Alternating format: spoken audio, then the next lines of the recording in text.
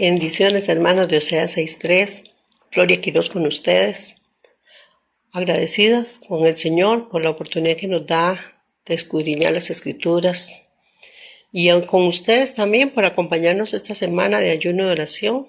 Continuaremos desarrollando la exposición de la semana correspondiente a la cuarta enseñanza de la serie titulada Permanecer en el poder de una vida llena del Espíritu. Nuestro texto base está en Ezequiel, capítulo 36, verso 27, el cual leo para ustedes. Y pondré dentro de vosotros mi espíritu y haré que andéis en mis estatutos y guardéis mis preceptos y los pongáis por obra.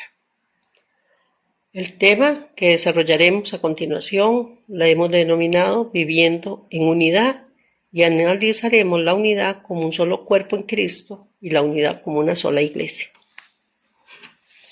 Tenemos que estar claros en dos definiciones. La unidad. Estamos hablando de la propiedad de aquello que no se puede dividir sin que la esencia se destruya. El otro término es cuerpo, que es un organismo formado por varios miembros y que funcionan ligados, pero de forma independiente. En el libro de Corintios, capítulo 12, verso 12, dice la palabra, porque así como el cuerpo es uno y tiene muchos miembros, pero todos los miembros del cuerpo, siendo muchos, son un solo cuerpo, así también Cristo. En el libro de Efesios, capítulo 5, verso 23, la parte B, dice que Cristo, así como Cristo es cabeza de la iglesia, la cual es su cuerpo, y Él su Salvador. También en el libro de Colosenses, capítulo 1, verso 18, la parte A dice, y Él, refiriéndose a Jesucristo, es la cabeza del cuerpo, que es la iglesia. Nos queda clara la idea de que todo cuerpo necesita una cabeza para ser gobernado. A eso es a lo que se refiere la unidad como un cuerpo. Ahora bien, hemos de entender, después de leer estas tres citas bíblicas, que un cuerpo puede sobrevivir si un miembro del cuerpo es mutilado o retirado. Pero ningún cuerpo puede sobrevivir sin la cabeza. Por esta razón, el mismo Jesucristo declaró en San Juan 17:21, para que todos sean uno como tú, oh Padre, en mí y yo en ti, que también ellos sean uno en nosotros para que el mundo crea que tú me enviaste. Quiero ilustrar un poquito este comentario que le dice que sobre el cuerpo, que hay miembros que pueden ser mutilados. Podemos ver una persona que por una enfermedad como la diabetes le tienen que amputar un dedo o una pierna o un brazo, o una persona que por un accidente pierde alguno de sus miembros, un ojo, o a una persona que por enfermedad o por salud, más bien diría, le retiran el apéndice o le retiran la vesícula. Los cuerpos son modificados, pero aún así siguen funcionando. No así pasaría con una persona que se decapita. Obviamente hasta ahí el cuerpo dejó de funcionar. Porque desde la cabeza es donde se emanan las directrices para que el cuerpo se mueva, para que el cuerpo actúe. Por ende, tenemos que tener muy claro que al recibir nosotros a Jesucristo como nuestro Señor y Salvador, hemos sido sellados por el Espíritu Santo y pasamos a ser uno en Cristo Jesús. Esto nos lo declara Colosenses 3:11, cuando dice, no hay griego ni judío, circuncisión ni incircuncisión, bárbaro ni escita, siervo ni libre, sino que Cristo es en todo y en todos. O sea, ya no hay diferencia, ya somos uno en Cristo Jesús. Por ende, quien debe gobernar nuestra vida debe ser Cristo, a través del Espíritu Santo, en nuestras decisiones, en nuestras obras. Todo debe estar dirigido por el Espíritu Santo para que sean aceptas a los ojos del Señor Jesucristo. Ahora entendemos que Cristo como cabeza da ordenanzas, preceptos y estatutos, aunque ya están escritos en la palabra de Dios, a través del Espíritu Santo nos son recordadas, porque debemos cumplirlos para buen funcionamiento como un solo cuerpo. Si no fuese así, andaríamos sin rumbo, sin dirección, lo que significa que no habría ningún propósito en nuestra vida. Si el hombre desea conocer el verdadero propósito de la vida, debe escuchar la voz del Salvador, que nos dice: yo soy el camino, la verdad y la vida. Nadie viene al Padre sino por mí. Esto es San Juan 14:6. Cuando les comento de que un cuerpo sin cabeza no puede sobrevivir, también se me viene a la mente, quizás suene un poco jocoso el comentario que voy a hacer, pero se viene a la mente también los zombies. Son cuerpos que tienen cabeza, pero esa cabeza no funciona y entonces caminan dando sin rumbo. Y dije jocoso porque esto lo hemos visto en las películas. Y entonces puedo imaginarme un cuerpo donde la cabeza no tiene sentido, no funciona. Y obviamente el cuerpo, aunque se mueve, aunque tenga sus miembros, igual no tiene ningún sentido de orientación.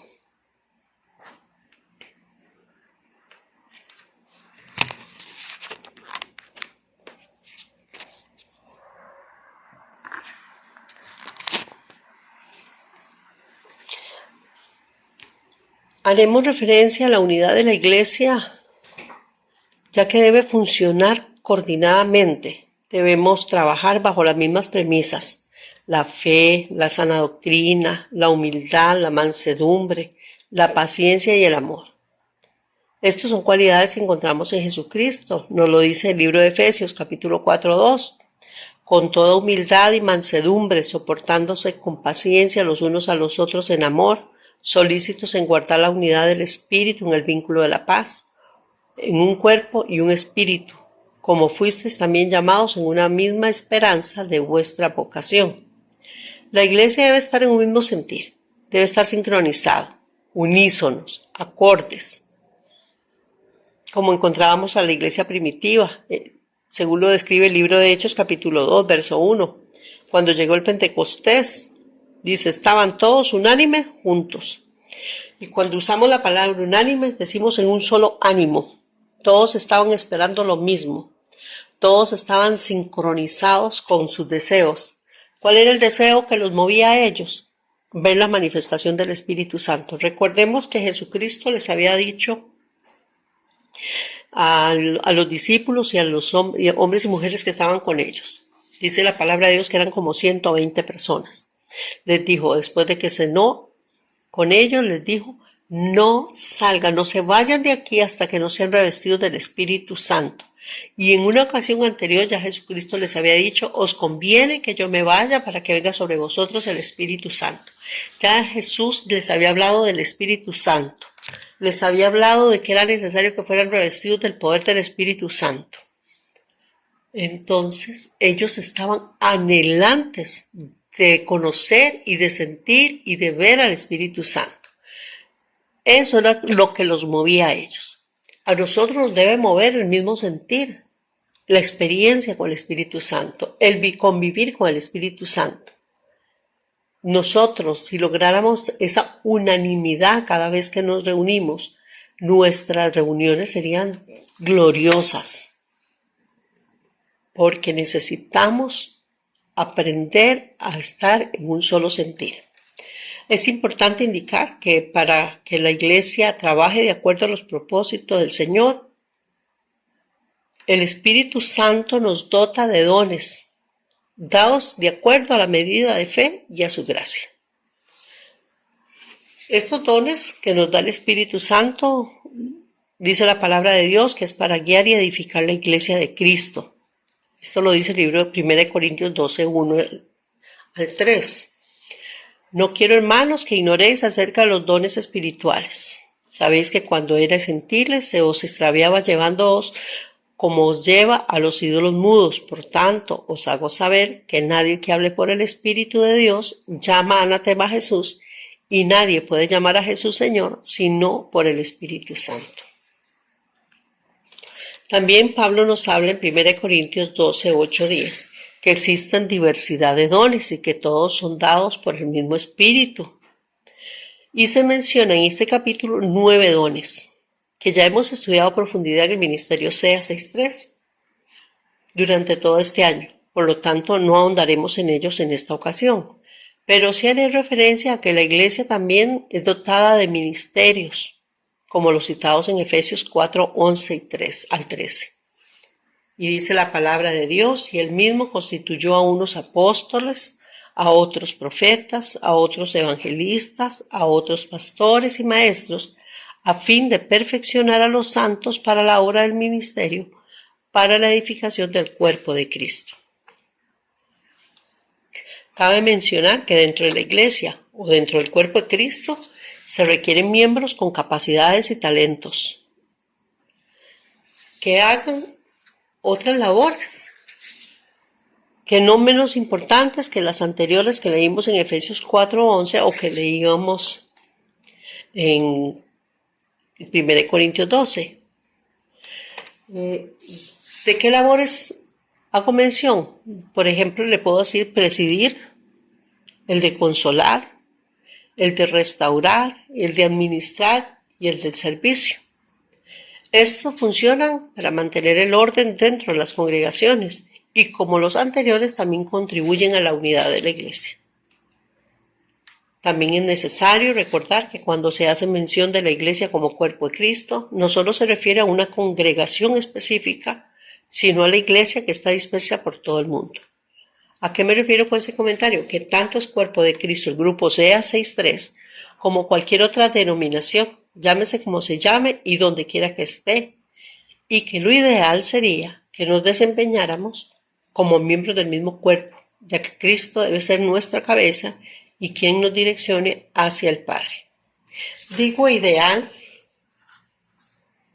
con ese énfasis porque sabemos que nosotros los hombres siempre corrompemos o modificamos o cambiamos todo lo que tocamos, lamentablemente, o en su efecto lo tergiversamos en busca de otros fines que no son precisamente el propósito de que Jesucristo fundó la Iglesia. Considero oportuno y necesario hacer un llamado de alerta en este momento, ya que hoy día tenemos muchas iglesias o congregaciones siendo administradas o direccionadas por hombres y mujeres con talentos, pero no con dones del Espíritu Santo. ¿A qué me refiero? A que muchos miembros tienen facilidades asombrosas o talentos asombrosos de manejar la palabra o que se entrenan para ello como motivadores. Muchos otros son capacitados en universidades o en escuelas para ser administradores. Estos dirigen la iglesia como técnicas de mercadeo, como si fueran una empresa, o se preparan en psicología, lo cual los hace buenos consejeros y pueden manipular la sensibilidad de las personas o de las masas. Esto resulta ser una amenaza para la iglesia, ya que los líderes no se mueven dirigidos por el Espíritu, sino por sus conocimientos o su preparación, llevando a la iglesia por un camino equivocado, ya que se pierde la verdadera visión, que es predicar la sana doctrina sobre el reino de Dios, y se pierde el objetivo de las iglesias, que es alcanzar las almas para la salvación. De esta manera, y con el deseo de que cada uno de nosotros adquiramos compromisos ante el Señor en busca de la unidad del Espíritu, damos por concluido el tema de la unidad y espero que reflexionemos sobre este texto que me permito leerles a continuación. Está en Mateo 7, capítulo 15 al 20 y dice así: Guardaos de los falsos profetas que vienen a vosotros con vestidos de ovejas, pero por dentro son lobos rapaces. Por sus frutos los conoceréis. ¿Acaso se recogen uvas de los espinos o higos de los abrojos? Así todo buen árbol da buenos frutos, pero el árbol malo da malos frutos. No puede el buen árbol dar malos frutos ni el árbol dar buenos frutos. Todo árbol que no da buen fruto es cortado y echado al fuego. Así que por sus frutos los conoceréis.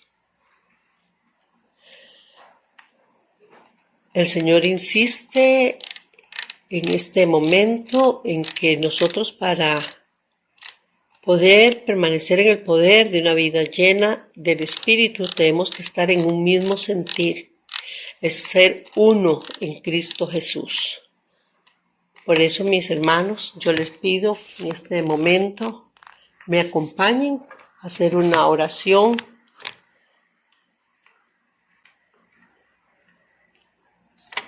al Señor para poder pedirle dirección al Señor como uno en Cristo Jesús. Amado Dios y Padre nuestro, venidnos en esta hora con corazón agradecido por tu palabra dada este día, pero sobre todo por la advertencia del peligro que enfrentamos en estos tiempos, Señor. Gracias por alertarnos y hacer conciencia de que debemos vivir en el Espíritu para poder discernir el peligro que nos acecha.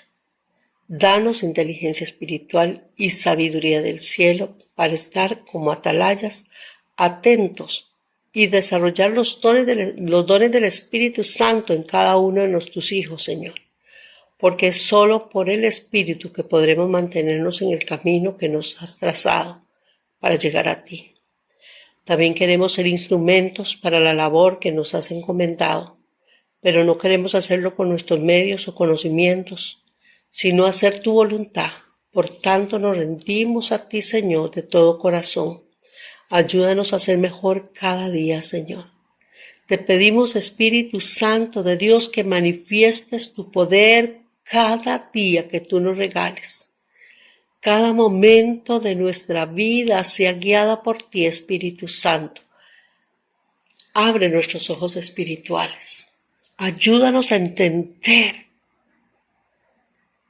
cómo debemos estar unidos a ti, Espíritu Santo. Que tengamos sed de tu presencia, Señor. Que se despierte en nosotros esa sed de escudriñar la palabra. Que sintamos necesidad absoluta de tu presencia, Espíritu Santo de Dios. Queremos, Espíritu de Dios, rendir en esta hora todo nuestro ser. Queremos ser uno en ti, Espíritu Santo. Queremos oler a ti, Espíritu Santo. Queremos mirar con tus ojos y escuchar tu voz con claridad, Espíritu Santo. Pon en nuestro corazón el querer como el hacer, Señor.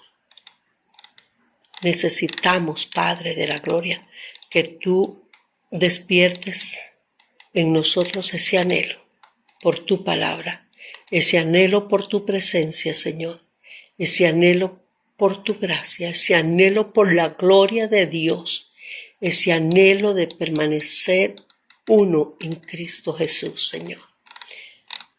Te lo pedimos, oh Rey de Gloria, en el nombre que es sobre todo nombre, en el nombre de Jesús, tu Hijo amado y bendito. Amén y amén.